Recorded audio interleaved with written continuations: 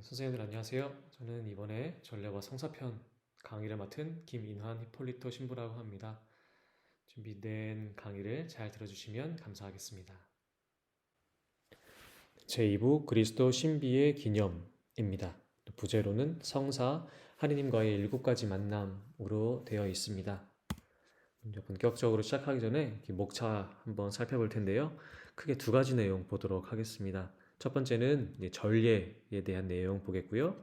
두 번째는 성사에 대해서 함께 공부해 보도록 하겠습니다.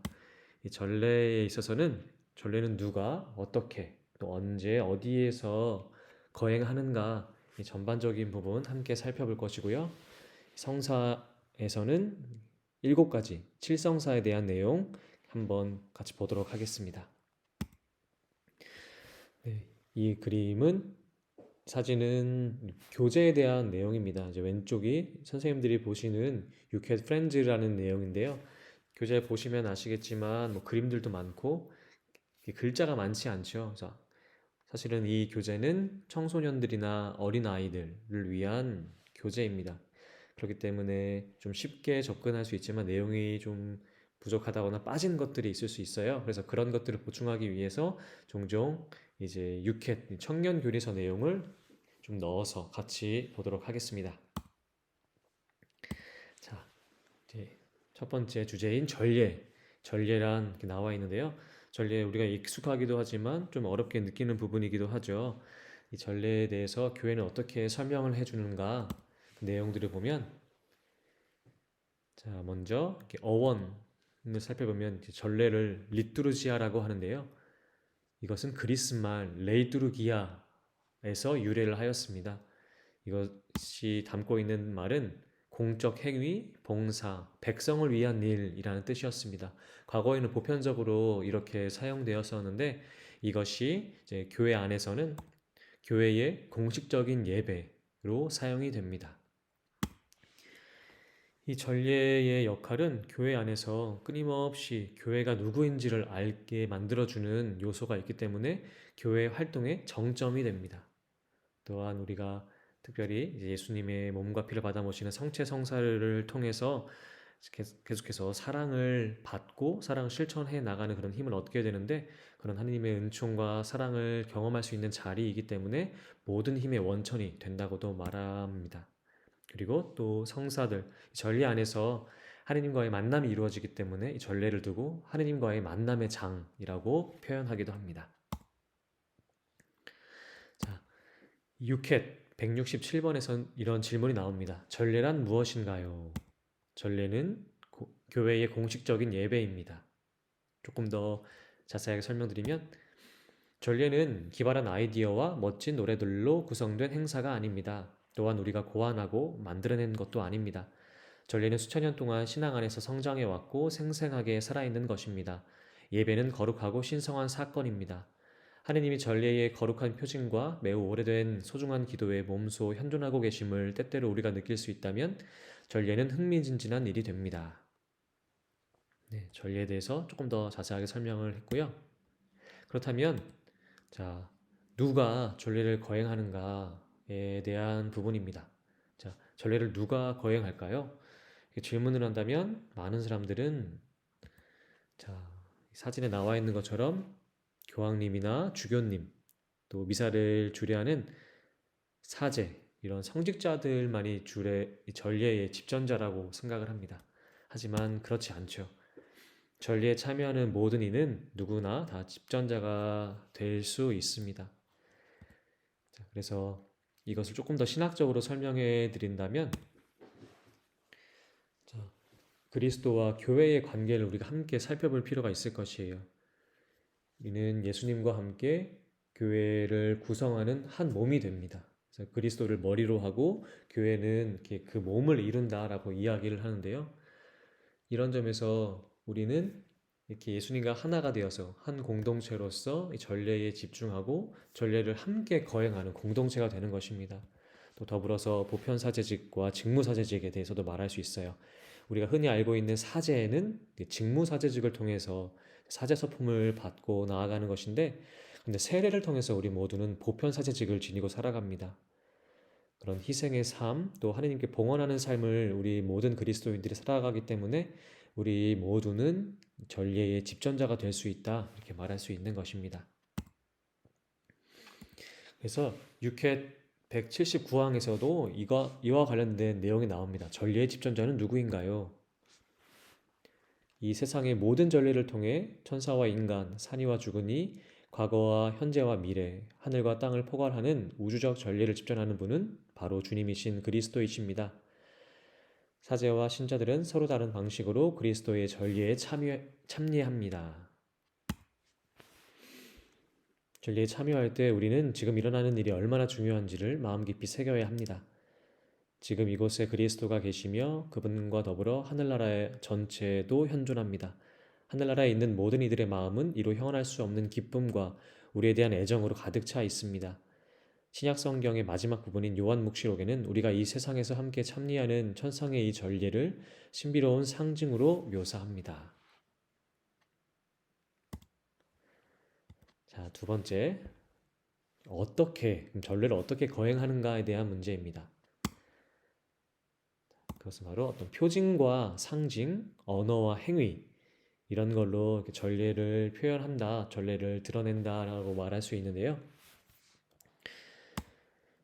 그 예로는 어떤 우리가 눈으로 볼 수 있는, 감각적으로 느낄 수 있는 빛이나 물, 불 이런 요소들이 사용되고, 또 우리들의 어떤 행위로는 어떤 씻거나 기름을 바르거나 또 빵을 나누는 이런 행위들로 표현이 된다는 것이지요.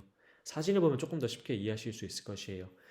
왼쪽에 세례성사를 바를 때 우리가 물을 사용한다는 것, 물을 붓는다 이런 행위들을 볼 수 있고, 또 어떤 부활 전례를 할 때 이렇게 부활초를 밝히지요. 이것은 또 우리에게 빛으로 오신 그리스도를 드러내는 어떤 상징이 된다고 말할 수 있습니다. 또 우리가 미사 때마다 받아 모시는 성체, 이것은 빵과 포도주, 예수님의 몸과 피가 되는 빵과 포도주를 통해서 그 전례가 이루어진다. 이렇게 성사는, 전례는 이런 상징들을 통해서 이루어진다는 점 함께 생각해 볼 수 있을 것이에요. 자, 6회 181번에 이런 내용이 나옵니다. 전례의 표징과 상징이 많은 이유는 무엇인가요? 하느님은 우리 인간이 정신뿐만 아니라 육체를 지닌 존재임을 알고 계십니다. 따라서 우리에게는 정신적이고 내적인 실제를 인식하고 표시하기 위해 표징과 상징이 필요합니다.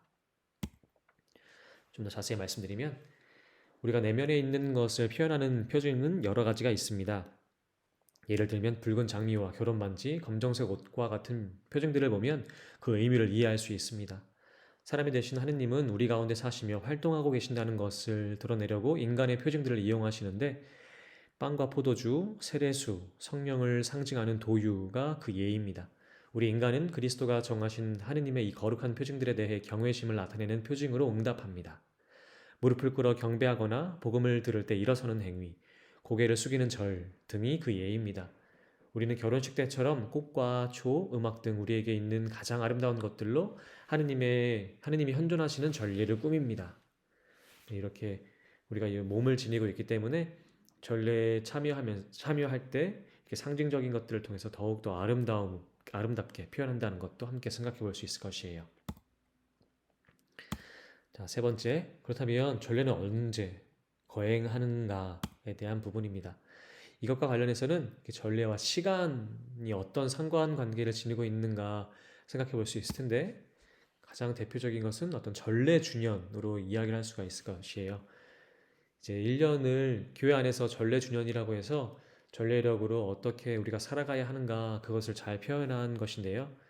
또 여기에는 시간 전례, 이제 성직자들이나 수도자가 매일 바치는 성물도가 포함되기도 하고, 또 주일이나 또 큰 축일, 대축일들이 잘 나와 있습니다. 그리고 또 우리가 이 대림시기나 청탄시기, 또 사순시기, 부활시기, 연중시기가 있는데, 그런 전례시기도 이 전례 주년을 통해서 보다 명확하게 알 수 있습니다. 자, 이것이 간단하게 표현된 이 전례력입니다. 그래서 선생님들 지니고 있는 교재에서도 이 책이 나와 있어요. 페이지 167페이지에는 조금 더 자세하게 그 내용이 나와 있으니까 나중에 한번 또 자세히 보시면 좋겠습니다. 6회 185번에는 이런 내용이 나옵니다. 전례를 매년 반복하는 이유는 무엇인가요? 매년 생일이나 결혼기념일을 기념하듯 전례도 한 해를 주기로 그리스도의 가장 중요한 구원 사건을 기념합니다. 그러나 전례력의 시간은 하느님의 시간이라는 점에서 인간의 시간과는 다릅니다. 예수님이 전하신 복음과 그분의 삶을 기억하는 일은 살아계신 하느님을 만나는 일과 같습니다. 우리가 전례력에 따라서 이 전례 주년을 살아가는 것의 의미는 다음과 같습니다. 전례력에 따라 전례를 거행함으로써 우리는 실제로 예수님과 동시대인이 됩니다. 우리가 그분의 시대와 그분의 삶에 곧장 녹아들어 생각할 수 있기 때문이 아닙니다. 우리가 이런 방법으로 그분에게 자리를 내어드릴 때 그분이 당신 부활의 힘으로 치유하고 용서하는 가운데 나의 시간과 나의 삶으로 들어오시기 때문입니다. 그러니까 전례력대로 살아가는 것, 우리가 전례력에 맞춰서 살아간다는 것은 우리들이 지니는 시간 안에 주님을 또 초대하고 함께 그 시간을 채워 나간다는 것으로 이해해 볼 수 있을 것이에요. 자, 네 번째는 그렇다면 전례는 어디에서 거행하는가에 대한 부분입니다. 자, 이것은 전례 공간에 대한 내용인데요. 구체적으로는 이제 세례대, 독서대, 또 제대, 감실, 고해소 이런 부분이 어떤 전례 공간이 관심을 갖는 요소들이다 이렇게 이야기할 수 있습니다. 자, 앞에 사진을 보면 좀 익숙한 모습도 있고 좀 낯설게 느껴지는 부분도 있을 텐데요. 이 왼쪽 위에 있는 큰 성당은 바로 그 바티칸에 있는 성 베드로 대성전입니다. 그리고 그 오른쪽 위에 있는 성당은 몇 년 전에 이제 화재로 소실이 되었는데요. 지금 다시 재건축을 하고 있는 프랑스에 있는 노틀담 대성전입니다. 그리고 왼쪽 아래에 있는 성당은 우리 교구에서 가장 오래된 성당, 고딕 양식으로 지어진 감곡 성당이고요. 또 그 오른쪽에 있는 성당, 성당처럼 안 보이실 수도 있는데요. 이것은 어디냐 하면 우리 교구 주교자 성당입니다. 주교자 성당을 그 위에서 찍은 사진인데요. 아마 이 사진을 많이들 못 보셨을 텐데 위에서 보면 십자가 형태로 되어 있죠. 성당 건축은 아름답게 꾸미는 것도 있지만 신학적인 요소들을 많이 가미해서 표현한다는 것, 이런 부분도 함께 살펴보면 좋을 것 같아가지고 이 네 번째 사진을 넣었습니다. 네, 성당의 외적인 모습은 이런데 조금 더 구체적으로 성당 안에서 있는 어떤 전례 공간에 대해서 구체적으로 바라볼 수 있는 내용들도 있습니다. 먼저 왼쪽 위에 있는 사진은 이게 이탈리아에 있는 라벤나에 있는 세례당의 모습이에요. 오늘날 우리나라에서는 보기가 쉽지 않지만 외국의 오래된 성당에서는 성당 밖에 따로 세례를 받을 수 있는 세례당을 만들고 요 그림처럼 욕조 같은 것을 만들어 놓았습니다. 그래서 사람들이 세례를 받을 때 욕조 안에 들어가서 온전히 몸을 담갔다가 세례를 받는 형식으로 이렇게 세례 성사를 거행했었거든요. 그래서 지금까지 남아있기 때문에 이 사진을 보여드렸고요. 그 오른쪽은 굉장히 좀 높은 위치에 있죠. 이것은 이제 안보라고 합니다. 흔히들 우리가 말씀의 전례가 거행되는 자리를 독서대 또 강론대라고 하는데요. 이제 외국 말로는 이제 안보라고 표현을 합니다. 여기서는 하느님의 말씀, 이제 성경을 읽고 또 복음이 선포되고 사제가 강론을 하는 그런 자리입니다. 가운데 여기 사진에서 잘 안 보이실 수도 있지만 여기에도 많은 상징들이 표현이 돼요. 특별히 가운데에 있는 어떤 새 모양의 이 형상을 볼 수 있을 텐데요. 이것은 요한복음을 상징하는 독수리를 표현한 이 상징입니다. 그리고 이제 왼쪽 아래에 보면 이것은 성 베드로 대성전에 있는 제대입니다. 네, 그래서 전례 공간, 전례가 관심을 갖고 있는 이 공간은 이렇게 구체적으로 전례가 거행되는 자리가 어떤 상징들을 지니고 있고 그런 것들이 어떤 의미를 담고 있는가, 이런 것에도 관심을 지닌다는 것 함께 생각해 보시면 좋겠습니다. 자, 6회 190항에서는 또 이런 질문이 있습니다. 그렇다면 그리스도교에서 성전은 무엇을 의미하나요? 그리스도교 성전은 구체적인 지역의 주민이 이룬 교회 공동체일 뿐만 아니라 하느님이 우리 모두를 위해 마련해 놓으신 하늘의 거처를 상징합니다. 우리는 개인적으로 또는 공동체와 더불어 기도하려고 또한 성체 성사를 비롯한 성사들을 거행하려고 성전에 모입니다. 성당은 대부분 기도가 절로 나올 만한 분위기를 냅니다. 우리는 그 성당에서 하느님의 현존을 느낍니다. 성당의 아름다움을 통해 하느님의 아름다움과 위대함 그리고 사랑을 깨닫습니다. 성당은 신앙을 전해주는 전달자일 뿐만 아니라 제단에서 이뤄지는 성사에 실제로 또 실체적으로 현존하시는 하느님의 거처입니다. 그래요. 이 성당의 중요성, 이 공간이 주는 그런 중요성에 대해서도 선생님들 이렇게 기억해 보시면 좋겠습니다. 자, 이렇게 해서 첫 번째 내용, 이 전례가 관심을 갖는 이 네 가지 요소에 대해서 한번 살펴보았고요. 두 번째는 이 성사란, 성사에 대해서 한번 같이 보도록 하겠습니다. 이 제가 앞에 말씀드린 전례에 대한 내용은 이 선생님들이 가지고 계신 유켓 프렌즈에는 내용이 잘 나와 있지 않아요. 그런데 이 두 번째 편, 성사편은 내용들이 이 책에 자세하게 나와 있기 때문에 책 내용을 꼼꼼하게 읽어보시는 것을 이렇게 제안 드립니다. 자, 성사란 무엇인가? 좀 짧게 말씀드리면 그리스도께서 세우시고 교회에 맡기신 은총의 효과적인 표징들을 성사라고 말합니다. 그리고 선생님들이 갖고 계신 이 교재 64번에 또 내용이 나옵니다. 자, 여기 성사란 무엇인가요? 이렇게 나와 있는데요. 짧게 나와 있죠. 성사란 우리를 기다리고 우리에게 은총을 베풀며 교회 안에서 우리를 더욱 성장시키기 위하여 하느님이 마련하신 7가지 만남이에요 라고 나와 있고, 그 아래에 보면은 이제 칠성사의 내용이 쫙 나와 있습니다. 이렇게 어떤 길을 따라가는 모양처럼 나와 있는데요. 우리가 이 칠성사는 사람이 태어나서 어떤 죽을 때까지의 과정에서 중요한 시점을 이렇게 잘 표현하는 그런 모습도 볼 수 있습니다. 그런 것도 함께 생각해 보면서 이제 칠성사에 대한 내용 보면 되겠는데요. 자, 칠성사라는 말은 그야말로 성사 가운데에서 7가지가 있다 해서 칠성사입니다. 그래서 그림으로 보면 이제 이 칠성사를 잘 표현하는 상징들로 이렇게 앞에 그림을 보실 수 있을 것이에요. 어떤 물이나 성령, 또 성체성사, 또 고해성사, 혼인성사, 병자성사, 또 성품성사, 그런 모습들 이렇게 잘 나와 있는 것 보실 수 있을 것입니다. 6회 173항에서는 이런 질문이 나옵니다. 성사가 필요한 이유는 무엇인가요? 우리의 소소한 인간적인 삶을 뛰어넘어 예수님을 통해 예수님처럼 되기 위해, 즉 하느님의 자녀로서 자유와 영광을 누리기 위해 성사가 필요합니다. 세례성사를 통해 타락한 인간의 자녀들이 소중한 하느님의 자녀가 되고, 견진성사를 통해 허약했던 이들이 강해집니다. 고해성사를 통해 잘못했던 이들이 화해하고, 성체성사를 통해 굶주렸던 이들이 다른 사람들을 위한 빵이 됩니다. 혼인성사와 성품성사를 통해 개인주의자들이 사랑의 봉사자가 되며, 병자성사를 통해 절망에 빠졌던 사람들이 자신감을 갖게 됩니다. 성사 중의 성사는 그리스도 자신이십니다. 그분을 통해 우리는 이기심으로 가득 찬 마음에서 벗어나 영원히 지속되는 참 생명을 누리게 됩니다. 네, 성사의 전반적인 의미 이렇게 설명을 드렸고요.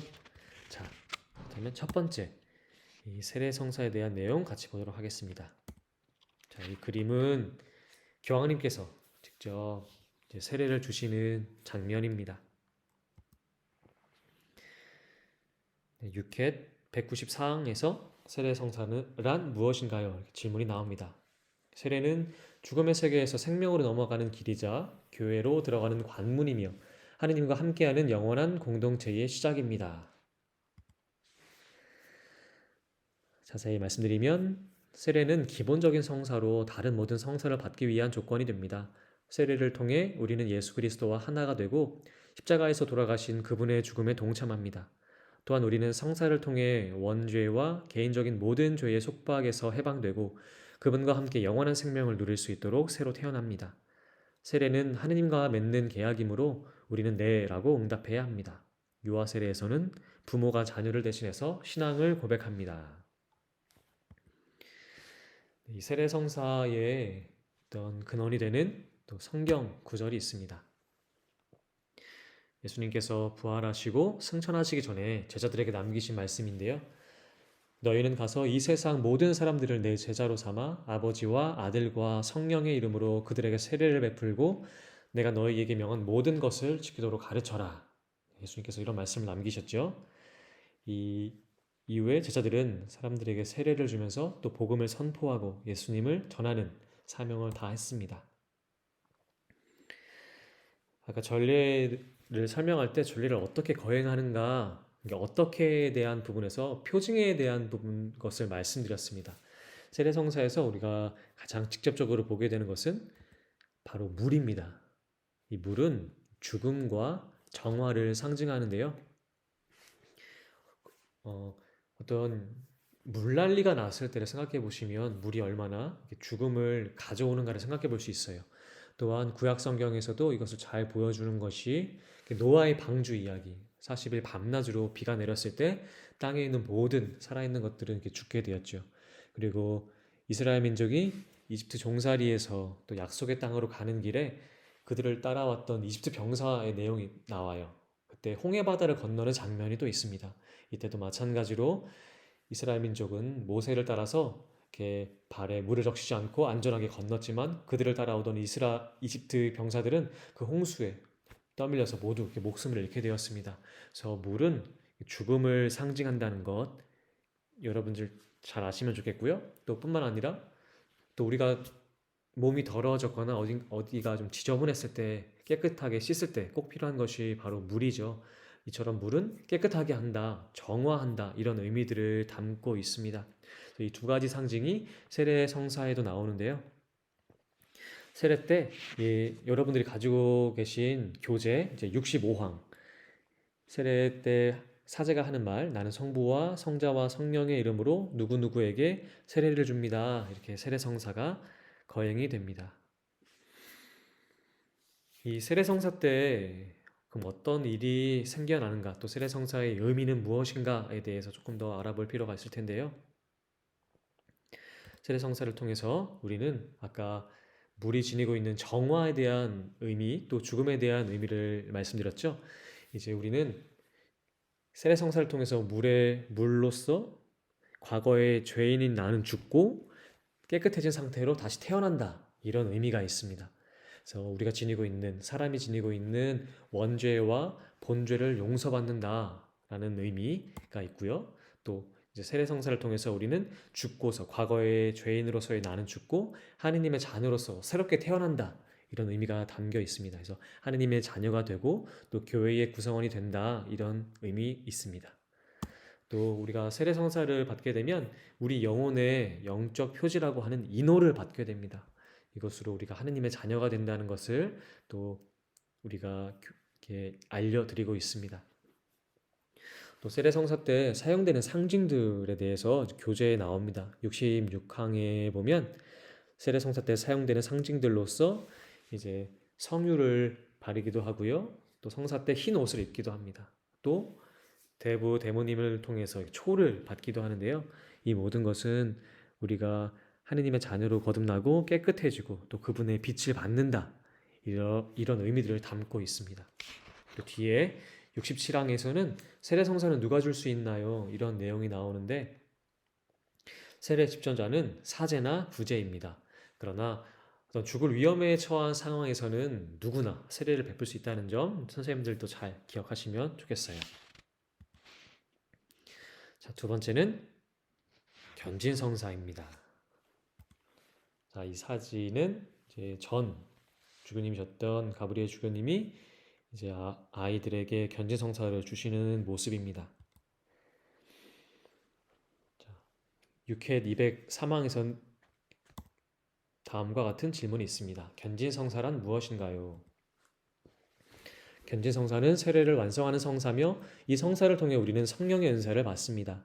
하느님의 자녀로 살 것을 자유로이 선택하고 안수와 축성성유의 도유라는 표징을 통해 성령을 청하는 사람은 하느님의 사랑과 권능을 말과 행동으로 증언할 능력을 얻게 됩니다.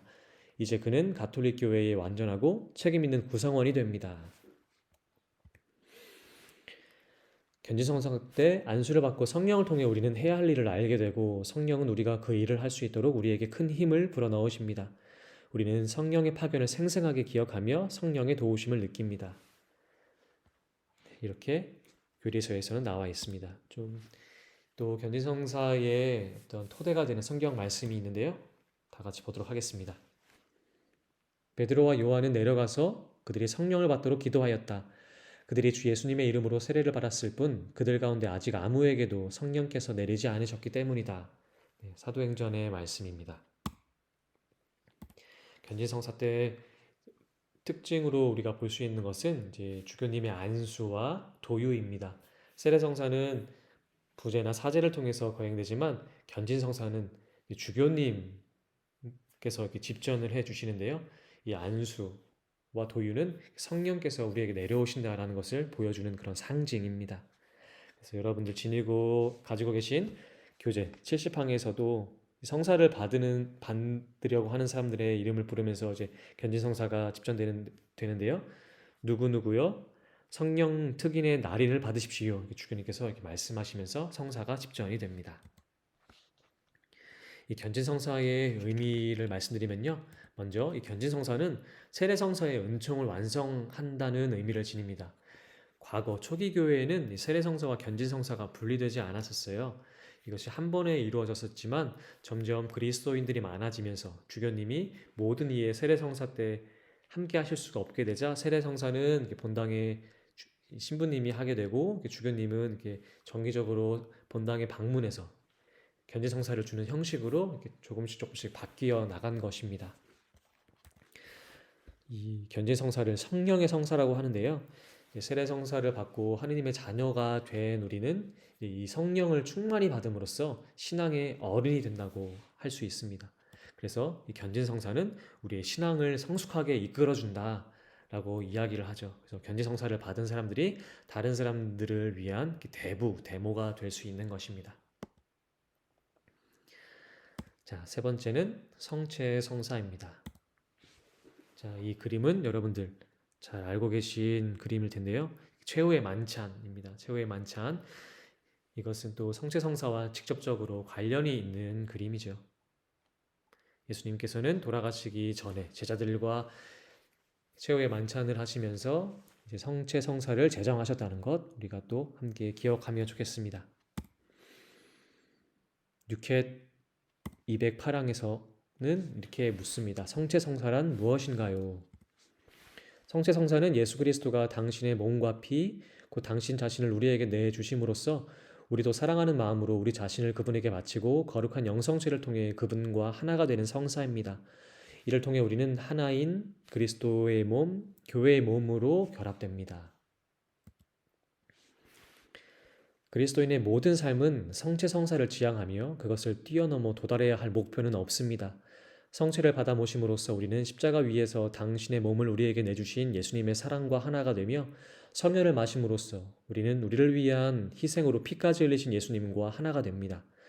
예수님이 몸소 당신 제자들과 함께 최후의 만찬을 거행하셨고 성체성사를 거행하도록 제자들에게 요청하셨습니다.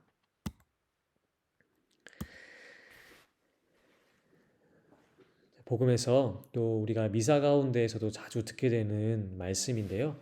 성체성사의 가장 중요한 때를 잘 드러내는 말씀이죠. 너희는 모두 이것을 받아 먹어라. 이는 너희를 위하여 내어줄 내 몸이다. 너희는 모두 이것을 받아 마셔라. 이는 새롭고 영원한 계약을 맺는 내 피의 잔이니 너희와 많은 이를 위하여 흘릴 피다. 너희는 나를 기억하여 이를 행하여라. 네, 예수님께서 하신 말씀이기 때문에 사제들이 신부님들이 미사를 거행할 때 이 부분에서 굉장히 집중하고 미사를 거행한다는 것 잘 아실 것이에요. 자, 성체성사 때 직접적으로 사용되는 상징 바로 빵과 포도주입니다. 우리가 이제 미사 가운데에서 이제 예물 봉헌을 하죠. 지금은 편의상 우리가 예물 봉헌 때 돈을 이렇게 내는데요. 과거에는 직접 이렇게 재배하고 땅에서 키운 빵과 또 포도주를 바치기도 하였습니다. 근데 미사 가운데에서 우리가 바친 것들, 우리가 가져온 예물은 이제 예수님의 몸과 피로 변화가 됩니다. 그리고 우리는 그것을 이제 예수님의 성체로서 다시 모심으로써 그리스도의 몸을 이루는 공동체의 일원이 되고 또 교회를 구성하게 되지요. 또 나아가서 우리가 받은 사랑을 다른 이웃들에게 실천할 수 있는 힘을 얻기도 합니다. 그리고 그런 상태로 우리가 파견을 받게 되는데요. 이 가운데에서 이것이 우리가 가져온 빵과 포도주는 그냥 아무런 의미가 없는 것이 아니라 우리를 다시 사랑으로 이끌어주는 그런 요소가 된다는 것 같이 생각해 볼 수 있을 것입니다. 이 성체성사의 의미에 대해서 조금 더 말씀드리면 성체성사는 예수 그리스도의 희생 제사입니다. 아까 보았던 최후의 만찬과 더불어서 예수님은 십자가 희생으로 당신 목숨, 당신 자신을 희생하심으로써 우리에게 영원한 생명을 주셨고 우리는 그런 예수님의 희생을 기억하면서 계속해서 그것을 미사 안에서 성체성사 안에서 재현하고 또 기념하고 있습니다. 그리고 예수님의 사랑을 가장 직접적으로 느낄 수 있는 성사이기 때문에 이 성체성사를 교회 생활의 원천이며 또 정점이라고도 이야기를 하고 칠성사 가운데서도 가장 핵심이 된다고 이야기를 합니다. 자, 영성체라는 단어 우리가 자주 듣게 되는데요. 그리스도의 몸과 피를 영한다, 우리 안에 모신다라는 의미입니다. 예수님께서 우리 안에 들어오신다는 의미도 있지만 우리가 영성체를 함으로써 우리가 예수님을 머리로 하고 또 그 지체를 이루는 공동체의 일원이 된다라는 점도 함께 생각할 수 있을 것이에요. 이 성체 성사가 이루어지는 자리가 바로 이렇게 미사인데요. 간단하게 미사의 구조에 대해서 살펴보면 미사는 크게 두 부분으로 이렇게 나눌 수 있습니다. 바로 말씀 전례와 성찬 전례이죠. 자, 여러분들 가지고 있는 교재 76번에는 미사는 어떤 순서로 거행되나요? 해서 미사 순서가 굉장히 잘 나와 있습니다. 그래서 그 뒷페이지까지 앞에는 말씀 전례 8가지 잘 나와 있고 뒷부분도 이렇게 8가지로 이렇게 구분을 해가지고 성찬 전례에 대해서 잘 나와 있는데요. 간단하게만 말씀드리면 말씀 전례에는 먼저 사제가 입당하고 또 참회 예절이 이루어진 다음에 주일이나 대축일 때는 대형광송을 바칩니다. 이후 사제가 본기도를 바침으로써 그날 전례 때 하게 되는 가장 중요한 기도를 바칩니다. 또 이 본기도 때는 사제가 전례에 참여한 모든 이의 그런 지향들을 함께 이렇게 모아서 하느님께 올린다는 그런 의미도 있습니다. 그러니 사제가 본기도를 바칠 때 여러분들도 이렇게 그날 미사에 와서 하느님께 드리고 싶은 기도가 있다면 함께 기도하시면 되겠습니다. 이어서 이제 독서를 우리가 듣게 되고 자, 화답송, 또 복음, 이후 강론이 있고요. 또 주일에는 신앙 고백과 또 보편지향 기도까지 하게 됩니다. 자, 이어서는 이제 성찬 전례가 이어집니다. 성찬 전례에서는 먼저 예물 준비를 하고 사제가 예물 기도를 바칩니다. 또 감사 기도가 이어지는데요. 이 감사 기도는 좀 감사 기도라고만 짧게 나와 있지만 이 안에 포함되는 것들이 굉장히 많습니다. 우리가 거룩하시도다도 하고 이때 성령을 청원하고 아까 성체성사 때 가장 중요한 구절이었던 예수님의 몸, 빵과 포도주가 예수님의 몸과 피로써 변화되는 그 성찬 제전과 축성문을 바치는 때도 바로 이 감사기도에 포함된다고 할 수 있고요. 또 우리가 다른 이들을 기억하면서 전구를 바치기도 하고 마지막에는 마침 영광송으로 감사기도가 끝이 납니다. 이어서 주님의 기도 있고 평화 예식이 있고요. 또 빵 나눔 예식, 빵을 사제가 쪼개서 성작에 넣는 예식도 있고요. 또 하느님의 어린 양까지 한 다음에 영성체를 하게 되죠. 영성체를 한 다음에 사제는 영성체 후 기도를 하고 이제 사제가 강복을 한 다음 이제 우리는 다 파견을 받고 각자의 삶의 자리로 돌아갑니다. 이런 과정 짧게만 말씀드렸는데요. 이 내용은 여러분 말씀드린 대로 교재 76번 꼼꼼하게 보시면 더 좋겠습니다. 6회 217항에서는 또 이런 질문이 나옵니다. 미사를 거행할 때 교회에는 어떤 일이 일어나나요?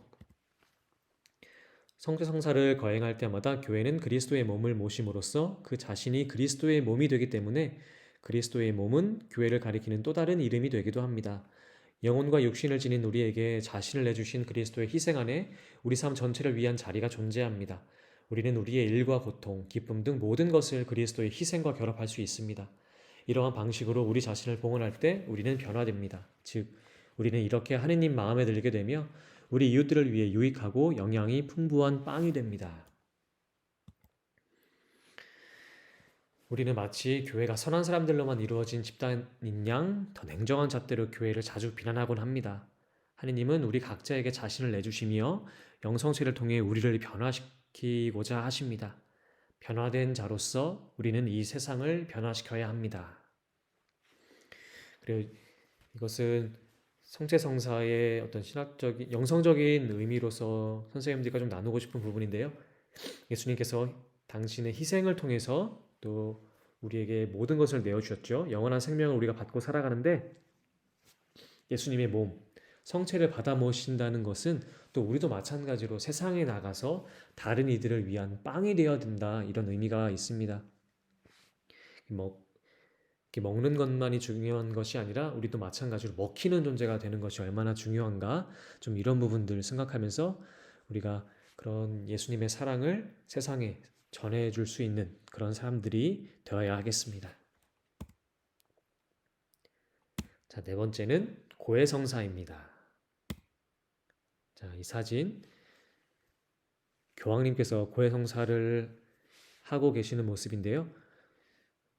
우리가 자신의 죄를 깨끗이 씻기 위해서, 다시 깨끗해진 상태로 되기 위해서 고해성사를 하듯이 교황님도 또 모든 성직자도 이렇게 정기적으로 고해성사를 한다는 점 이렇게 보여드리고자 이 사진을 준비해 보았습니다.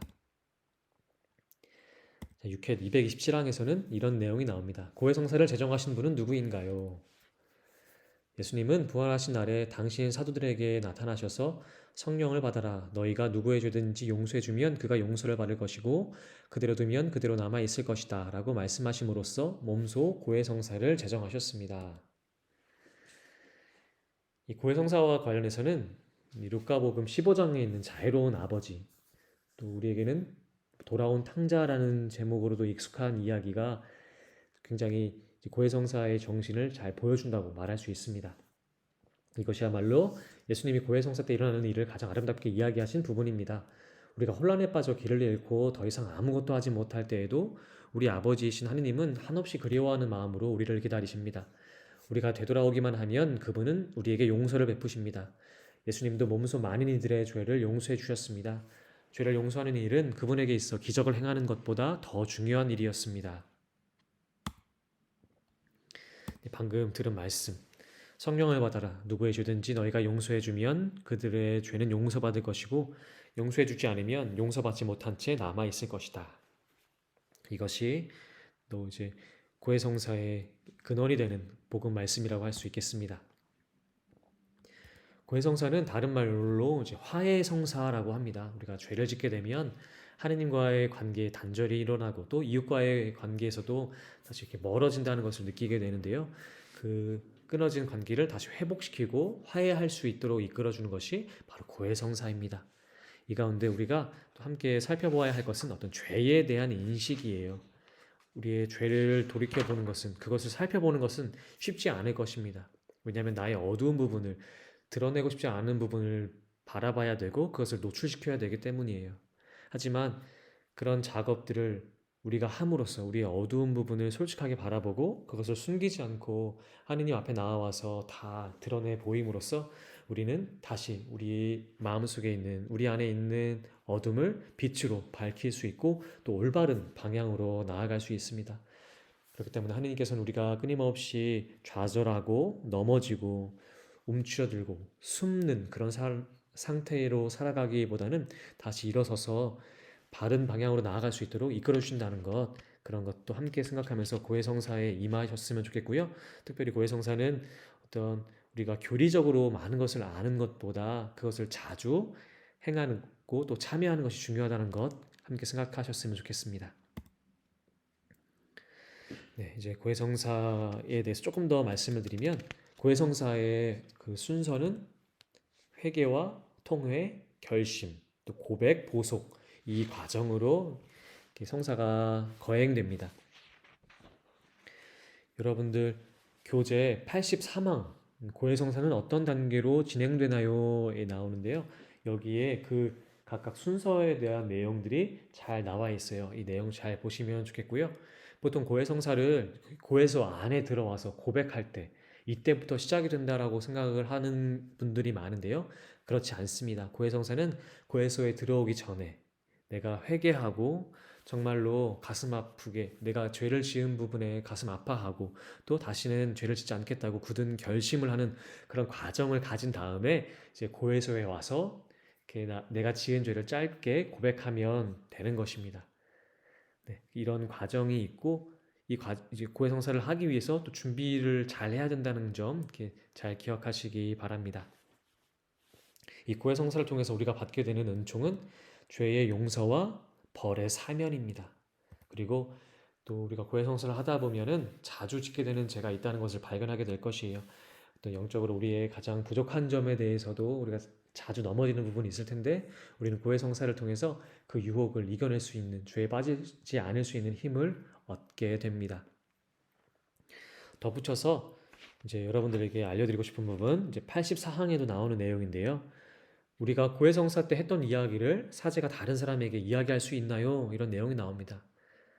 사제는 결코 누군가 고백한 죄를 이야기할 수 없습니다. 그러니 그것에 대해서 걱정하지 말고 사제는 반드시 비밀을 지켜준다는 것을 믿고서 편안한 마음으로 고백하시면 되겠습니다. 자, 다섯 번째는 병자성사입니다. 이제 병자성사가 어떻게 거행되는가에 대한 그림입니다.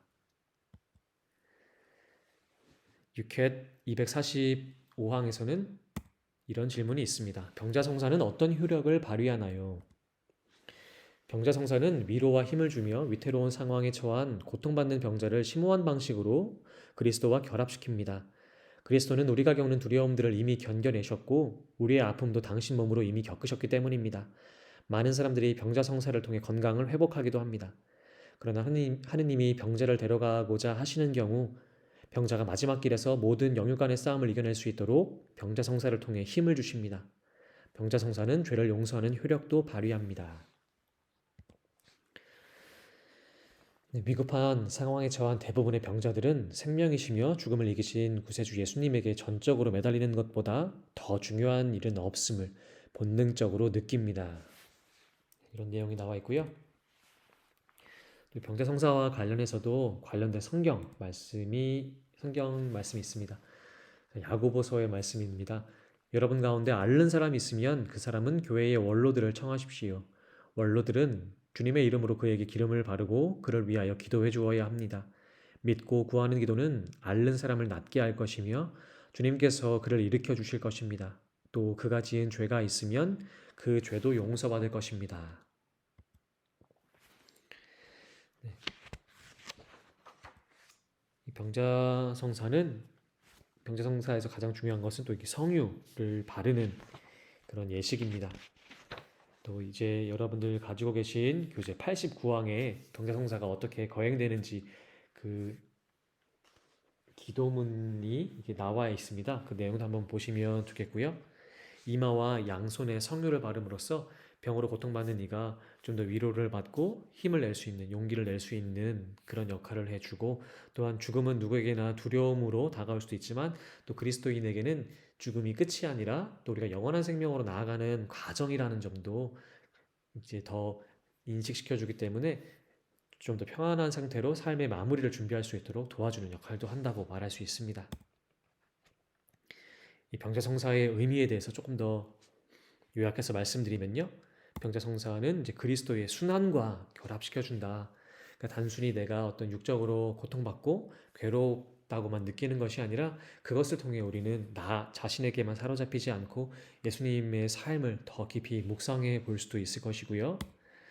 또 고통 중에 있을 때 굉장히 힘들고 어려울 수밖에 없는 것이 사실입니다. 이럴 때 사제가 또 병자성사를 하면서 병자에게 위안과 또 평화와 용기를 북돋아 주기도 합니다. 또 죽음과 관련돼서도 말씀드렸는데요. 우리가 지향하고 있는 우리가 넘어갈 것이라고 희망하는 영원한 생명으로 건너가는 준비로 또 병자성사를 이해할 수 있습니다. 그 91번 여러분들이 가지고 계신 교재 91번에 나오는 내용인데요. 병자성사는 몇 번이나 받을 수 있나요?에 관해서 네, 필요하다면 몇 번이든 받을 수 있습니다. 왜냐하면 누군가 갑자기 죽을 위험에 처해 있었다가 또 이렇게 병이 이렇게 회복하는 경우가 있죠. 그렇기 때문에 꼭 살면서 한 번만 받아야 하는 성사는 아니에요. 위급한 상황이라면 여러 번 받을 수 있다는 점도 여러분들 잘 기억하시면 좋겠습니다. 자, 여섯 번째는 성품성사입니다. 자, 이 사진은 올해 이제 우리 교구 주교님이 바뀌셨죠. 그때 이제 주교님의 권위를 상징하는 이 목장을 새 주교님에게 건네주시는 모습입니다. 그리고 이 두 번째 사진은 이번 1월 사제서품식 때의 모습인데요. 이제 주교님께서는 안수를 하시고 뒤에서 이렇게 성령 청원 기도 가운데서 사제단이 다 나와서 새롭게 서품 받는 사제 서품 후보자들에게 안수를 하는 모습입니다.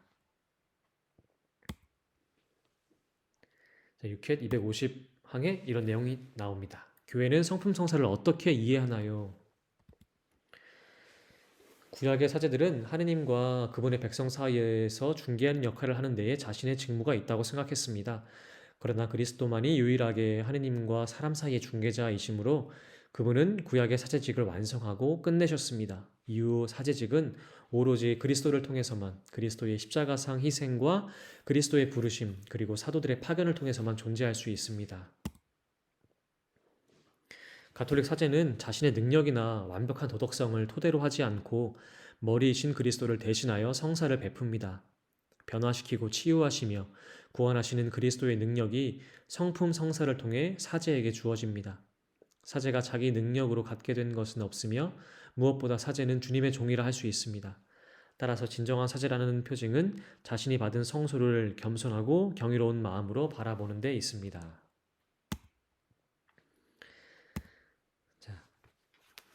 내가 그대에게 안수했을 때에 하나님께서 그대에게 주신 은총의 선물을 생생하게 간직하시오. 디모데오 2서의 말씀입니다. 보신 것처럼 이제 성품 성사에서 가장 핵심이 되는 부분은 이제 안수와 축성 기도입니다. 또 이제 사제 성품 성사를 통해서 받게 되는 세 품계가 있는데요. 그것은 이제 첫 번째 주교이고 두 번째 사제, 세 번째는 부제입니다. 주교는 사도들의 후계자로서 이제 관할 교회를 총 책임지는 역할을 하고요. 사제는 주교의 성실한 협력자로서 주교님이 모든 사목지를 가실 수 없고 모든 일을 만날 수 없기 때문에 그 주교님의 손발이 되어서 꼭 필요한 역할을 각자의 자리에서 해주는 역할을 합니다. 또 부제는 교회의 봉사 임무를 맡아서 꼭 필요한 일들 또 함께 수행한다는 점 이렇게 알 수 있고요. 여러분들 지내신 책 93번, 95번, 97번에는 주교는 누구인가요? 사제는 누구인가요? 부제는 누구인가요?에 대해서 이렇게 나와 있으니 한번 보시면 되겠습니다.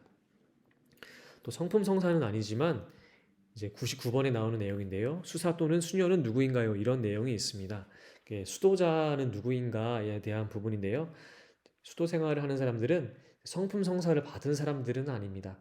다만 수도 공동체를 이루어서 이 땅에서 하느님의 나라를 미래 살아가는 그런 공동체, 하느님의 나라를 보여주는 그런 사람들이라고 말할 수 있습니다. 자, 이제 마지막입니다. 혼인성사입니다. 자, 앞에 있는 그림은 이제 혼인성사를 받는 그런 모습인데요. 261번 이 질문 다음과 같은 것이 있습니다. 혼인성사는 어떤 효력을 발휘하나요?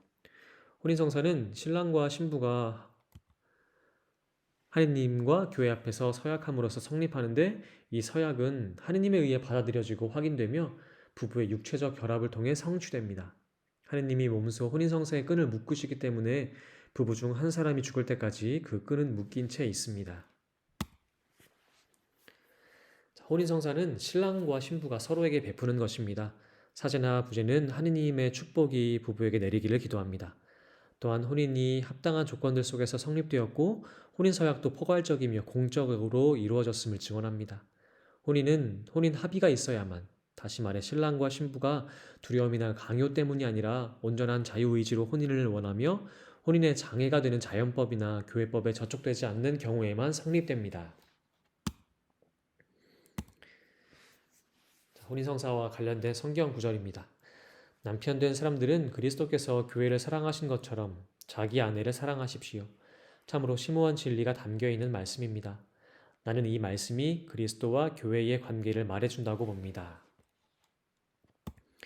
자, 이 성경 말씀대로 혼인성사는 그리스도와 교회의 결합을 보여주는, 그것을 상징해 준다 이렇게 이야기를 합니다. 그래서 우리가 성체성사를 통해서 또 교회의 모습이 그리스도를 머리로 하고 교회가 그 몸을 이룬다는 것처럼 그런 일치가 잘 드러나는 것이 바로 이 혼인성사입니다. 남편이 아내에게, 아내가 남편에게 서로 간의 역할을 충실하게 다 할 때 그런 일치의 관계를 잘 보여줄 수 있다는 점 생각해 보면 좋겠고요. 여러분들이 지니고 있는 교재 104항, 104번에서도 혼인성사가 어떻게 이루어지는가 이 서약에 대한 구절이 나옵니다. 나 누구누구는 당신을 아내 또는 남편으로 맞아들여 즐거울 때나 괴로울 때나 성할 때나 아플 때나 일생 신의를 지키며 당신을 사랑하고 존경할 것을 약속합니다. 혼인성사를 할 때 신랑 신부가 이 말을 하는데요. 이 말을 통해서 또 우리가 생각해 볼 수 있는 것, 결혼 생활이란 것, 혼인성사를 통해서 한 가정을 이뤄나간다는 것은 늘 좋은 일만 있지는 않을 것이에요. 어떤 어려움이 있겠지만 그런 과정 안에서도 늘 하나가 되어서 하느님께 함께 나아가는 그런 여정으로 혼인성사를 이해해 보면 더 좋을 것 같습니다. 또 신랑 신부는 이제 또 사랑과 신의의 표지로서 반지를 교환하게 됩니다. 그리고 105번 혼인성사를 통해 받는 은총은 무엇인가요? 의 내용이 나오는데요. 이 내용 가운데에서 그리스도인에게 혼인성사는 새 주인공이 함께하는 약속이에요. 남자와 여자 그리고 하느님이 함께 맺는 약속이지요. 이런 내용이 나오는데요. 네, 이 내용 혼인성사가 어떤 의미인가 또 잘 드러낸다고 말할 수 있겠습니다. 다시 정리해 보면 혼인성사는 부부의 인간적 사랑을 완성해 주는 역할을 하고요. 또 이 과정에 있어서 당사자들의 합의에 반드시 근거해야 합니다. 나아가서 혼인성사를 통해서 얻게 되는 열매가 있죠. 바로 자녀들입니다. 이렇게 가정을 꾸밈으로써 이 혼인성사를 통해서 가장 작은 교회가 탄생하게 됩니다. 그것을 또 가정교회라고 말하는데요. 이런 가정교회를 통해서 우리가 또 계속해서 하느님께 나아간다는 점 기억하시면 좋겠습니다. 자, 이렇게 해서 칠성사 내용까지도 다 살펴보았는데요. 이 전례와 성사는 바로 이제 우리가 하느님의 거룩함을 드러내는 여정이라고 말할 수 있을 것입니다. 태어나면서 세례성사 때부터 마지막 우리가 하느님께 나아가는 그 과정까지, 병자성사의 과정까지 우리가 쭉 중요한 시점마다 성사를 통해서 하느님을 보다 깊이 체험하게 되는데요. 우리의 그런 체험 가운데에서 자연스럽게 드러나는 것이 바로 하느님의 거룩함입니다. 우리가 하느님과 함께 살아가고 있다는 것을 또 성사를 아는 것에서 그치지 않고 성사 생활을 하면서 또 구체적으로 미사에 참여하고 또 자주 고해 성사를 받음으로써 우리가 그렇게 하느님의 거룩함을 입고서 살아갔으면 좋겠습니다. 네, 강의는 여기까지 마치겠습니다. 자, 감사합니다.